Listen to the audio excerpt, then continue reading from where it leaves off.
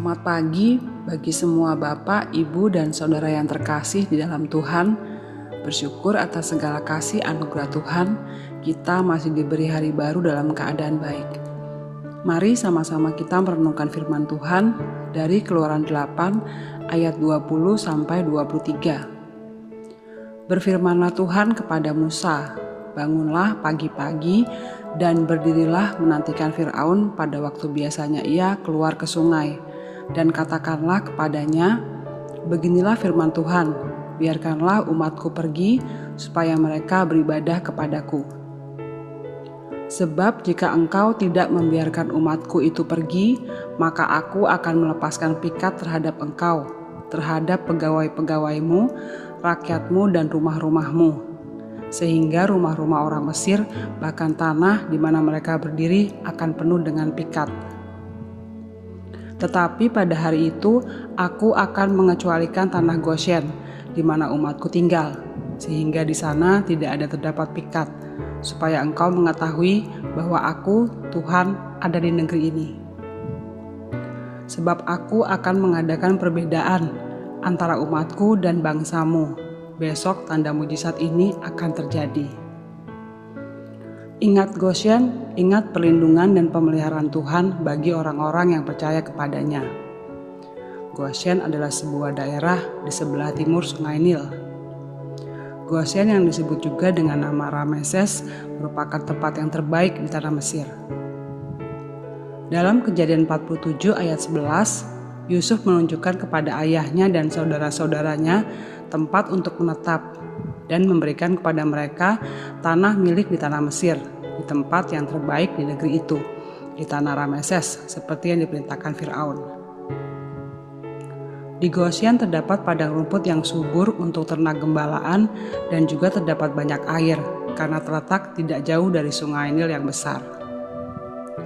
Bayangkan ketika bencana kelaparan merajalela di seluruh bumi, Yakub dan seluruh keluarganya serta hamba-hambanya justru mendapatkan tempat yang terbaik dan tersubur di negeri Mesir.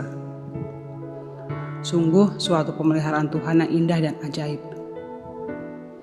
Dari bacaan hari ini, Keluaran 8 ayat 20-23, kita melihat perlindungan dan pemeliharaan Tuhan atas umatnya yang dilakukan secara istimewa.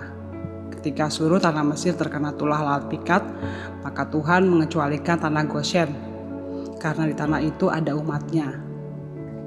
Demikian juga ketika tulah-tulah yang lain terjadi, bangsa Israel yang tinggal di tanah Goshen diluputkan Tuhan dari tulah-tulah itu.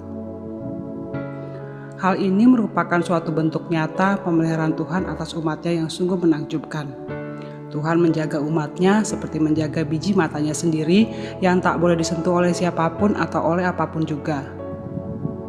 Tetapi bagian Tuhan ialah umatnya. Yakub ialah milik yang ditetapkan baginya. Didapatinya dia di suatu negeri, di padang gurun, di tengah-tengah ketandusan dan auman padang belantara.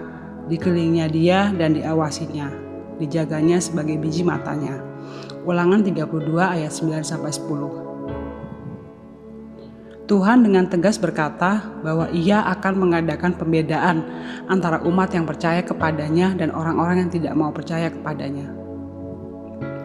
Tuhan akan memberkati dan melindungi umatnya dengan cara yang berbeda. Ini merupakan suatu kesetiaan dan rasa tanggung jawab Tuhan atas umatnya, suatu ciri dari Allah yang benar. Ia tidak menghancurkan, namun memelihara kita.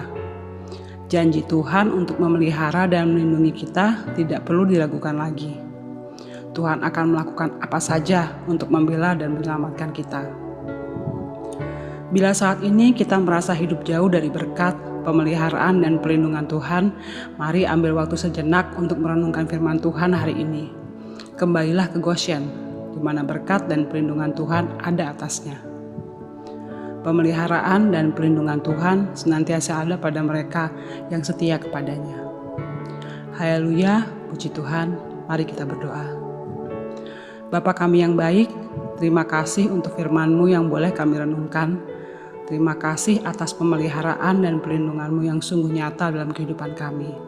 Kami mau selalu mendekat padamu, setia kepadamu, mengandalkan-Mu, dan hidup menurut perintah-Mu Tuhan.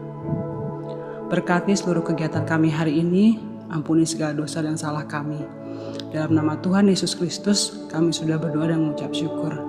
Haleluya. Amin. Selamat pagi, Tuhan Yesus memberkati.